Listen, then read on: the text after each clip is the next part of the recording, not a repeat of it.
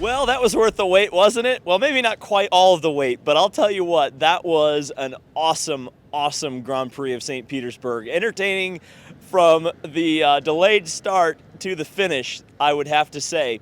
And I'm feeling pretty good about my championship pick right now in Marcus Ericsson. I have to say that as well.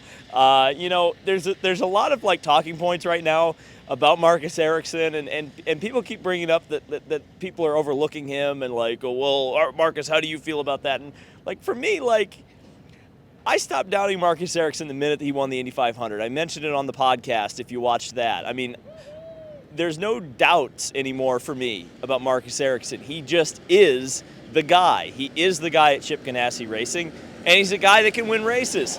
And at this point, why can't he win the championship? So what a deserving winner today, and we've got a lot of stuff to talk about beyond the winner. So without any further ado, let's take a look at the full 27-car field rundown, though many of them didn't get past the third turn. And yes, it was Marcus Ericsson, the not-so-sneaky Swede, winning over Pato O'Ward, who described his late race fade as a plenum issue, something that he experienced back at Mid-Ohio, which was a very interesting fact that came up during the press conference by Krista Hardy. Coming across in third place is Scott Dixon, another driver who really, from a championship perspective, watch out because he had a good Grand Prix of St. Petersburg, but he has not had a lot of luck here in the past, so when he finishes well at St. Petersburg, it typically means good things as we get to September. Alexander Rossi, you want to talk about sneaky, that is a sneaky fourth place for Alexander Rossi in his first race for the Arrow McLaren team. Callum Ilott is another driver I've been tapping quite a bit in preseason talk, and Callum Ilott proved it today. Again, it was quiet, but 22nd to 5th for Callum Ilott and Juncos Hollinger Racing. Graham Rahal, who you'll hear from later in today's video, finished 6th place. You heard from him earlier in the weekend. He just wanted to get out of here with a good result, and he got one. Good for Alex Palou as well, who looked like he was having some brake issues at the end of the race. It looked like they were absolutely cooked, and that cost him quite a few positions. Christian Lundgaard in P9 for Rahal Letterman Lanigan Racing. He's not quite able to shave the mustache yet for having his first IndyCar win, but I think it's coming pretty soon. David Malukas is another driver you'll hear from later today. He rounds out the top 10. Marcus Armstrong, we also talked to. He's the top finishing rookie for Chip Ganassi Racing, though I would think that, I think expectations were a little bit higher for him, but you'll hear from him later that he was quite happy with 11th place. And Augustine Canapino rounds out our lead lap cars in 12th place, but I'll tell you what, I was really impressed with Canapino. He kept his nose clean in a race in which so many drivers did not. Scott McLaughlin got back going after his clash with Romain Grosjean, finishing one lap down in 13th. Connor Daly also had an issue with Kyle Kirkwood, ironically, who finished behind him.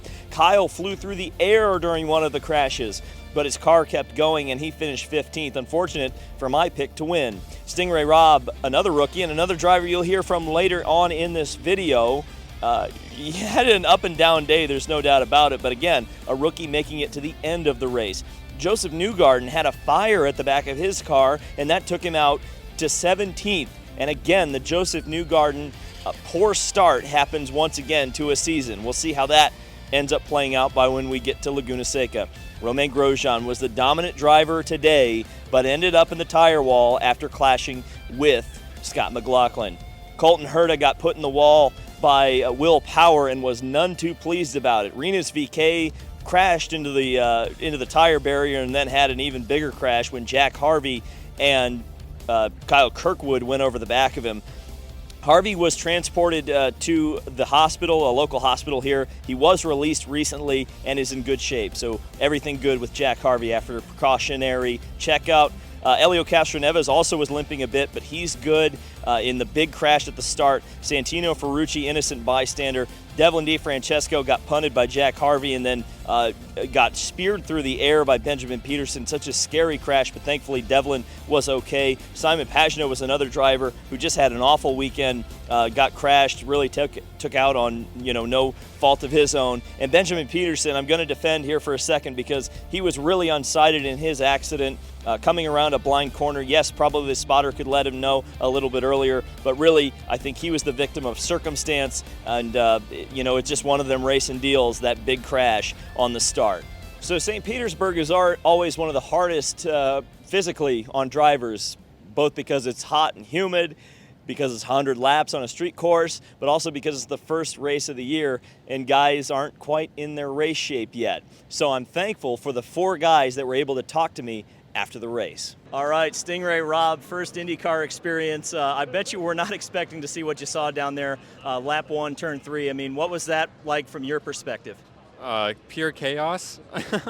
I just saw the field stack up, the 2 Juncos cars in front of me, and I jumped out of line there to not get hit, and then jumped right into the chaos of it. I mean, I saw Devlin flying through the air. I dodged back right, had a car on my right, ran into us, and we were lucky to keep rolling, honestly. We got hit on every corner, and the car was still intact, amazingly. Came back to pits, punctured, missing nose, all that, got back out there, got back on the lead lap at some point. Didn't finish the race like we wanted, but I mean, I'll take what we got, considering where we started turn 3. Yeah, and you actually finished, which is a lot that a lot of guys in this field can't say. What's your evaluation? What's your biggest takeaway from your first IndyCar race, and what can you take from this maybe to bring into Texas and beyond? Well, I mean, for that last stint, that was my first time on alternate tires for a long stint, so definitely management there, seeing what those are like, and going into Texas, I think that it's going to be a rookie treatment yet again. So learn as much as I can, be a sponge, and going in with heads up. So Marcus Armstrong, a tough rookie debut for you, but unlike a lot of people, you finished the race today. What was your takeaway from your first IndyCar race? I don't think it was a tough debut. I think that we were unlucky, right, obviously with Malukas essentially driving over us. But apart from that, I thought it was pretty good. Yeah. Like, we had pace, the car was good. I think that it would have been a really different story if we didn't have that chaos at the beginning. But yeah, it was just a race of survival, really. Every time I looked forward, there was someone skating off into the wall. So fun to watch from my point of view. I'm sure it was fun to watch on the TV as well. All right, David, that was a tough one. I can tell it on your face. I mean, opener here for 2023. What was your evaluation of it? Man, what a good race. I mean, unfortunately, we got a drive-through penalty. Marcus just broke really early on, and I was not expecting it. Hit him, he got a puncture. So obviously in return, we got a drive-through, and I mean, we both still ended up 10th and 11th. So honestly, from my end, that was, I think, one of our best races other than Gateway, because Gateway was obviously spectacular. But I think the way to start off a season, this is the way I would have wanted it. Of course, physically, it's the first race, so everything's kind of hitting me again. But, man, it was more than I could ask for. We had some switches here, and Mike was in my ear. He was, like, boosting my ego. He's like, man, you're so good. You can do, oh, my God, that lap was spectacular. So I'm like, wow, like, I'm the next Scott Dixon over here. So he's the one that pushed me and got me exhausted, but in the end, it was 10th, so we worked for it. All right, Graham Rahal, you wanted to get the season off to a good start. P7, that's not too bad. Yeah, it was a good recovery for us today. P6, actually. Good recovery, and it was, it's good to get Pelot there at the very end. I mean, you're racing with all the good guys. You're racing with the guys you're going to race with in the championship, right? And so that's what we need to do. I mean, one error there on I can't even remember the restart number. There was a lot of them. But cost me maybe a couple spots, certainly the I-lot position. But, we just put our heads down and thanks, man. And, focus on Texas now, but it definitely was a good recovery. And so let's start our discussion of this race with, unfortunately, the amount of crashes today. Now, after the crash on the start, which was really dramatic with Devlin DeFrancesco flying through the air, Helio Castroneves limping, a big hit for Simon Pagenaud, a big hit for Benjamin Peterson. A lot of people were talking about the field size being a contributing factor to that. No, it wasn't. I mean, it's a racing deal, right? I've said it a few times in this video. The pileup began in the top 10 when Scott Dixon kind of ran Felix Rosenqvist out of room. Now, he apologized, I have to say, Scott Dixon, for that incident in the post-race press conference. So there doesn't seem to be too much beef, at least on Scott Dixon's side with Felix Rosenqvist, though I'd be interested if Felix Rosenqvist kind of has the same feelings towards Scott. But, that started in the top 10, and then by the time you got around, turn 3 had been a problem anyway this weekend. You're going to have a stack up there. It's happened in the past. I can remember, I think it was 2016 or 2017, there was a big crash there. It's not really unexpected to have a crash like that on the start. It had nothing to do with field size. And some of the talking points this weekend about potentially limiting the field size. Are you crazy? We just got 27 cars on this grid. It's a huge positive that this series can boast. And we're talking about limiting fields? No. No, okay? No. The second big crash, of course, sent Jack Harvey to the hospital. Again, we saw an airborne crash with Kyle Kirkwood going over the top of 2 cars. Again, it's great to see that everybody got out of that thing. Maybe you could change the tire barrier there because it did seem like cars would get snagged, but at the same time, I don't really know what you could do to prevent something like that. Again, racing deal.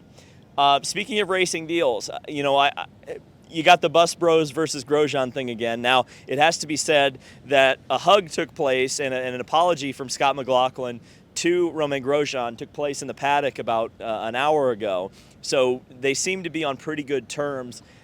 Again, you got 2 guys fighting hard for the lead and for the win. In the first race of the season, we know Grosjean is hungry. We know Scott McLaughlin is thirsty. He's a thirsty 3, right? So, I mean, these guys are, these are the top competitors in the world. And sometimes when they're side-by-side going into a corner and they already had a pit sequence where they were side-by-side and made some contact before, sometimes it's going to end up like that. Like, I don't really feel like, there was any malcontent or malicious action by any driver in that one. It was just, 2 guys going into one space that was wide enough for maybe 1 car, and neither of them got out of it. Colton Herta getting crashed. I mean, again, that's the thing with Colton is that, I don't think it was really his fault. I think, Will had a wheel on him, but Will missed the apex too. And, when you do that, you're going to run the guy on the outside of you out of room. But it's tough for Colton because, again, we know Colton wants to get those super license points, and he's not going to do that by finishing 20th, especially in a 27-car field. I mean, you think about this. Bad finishes now are going to hurt that much more because there's just, at every single race, there's going to be more points awarded and more points to lose first to last place.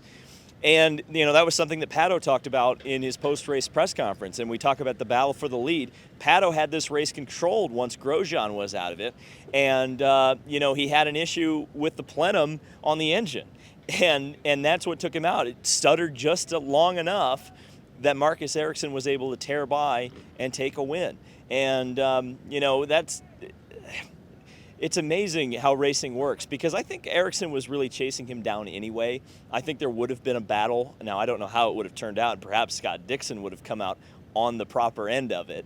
But, I think Pato, never really had a chance to race for the win, which is a shame. But Marcus Ericsson was in the right place at the right time. I think my friend Brian LaFleur brought it up.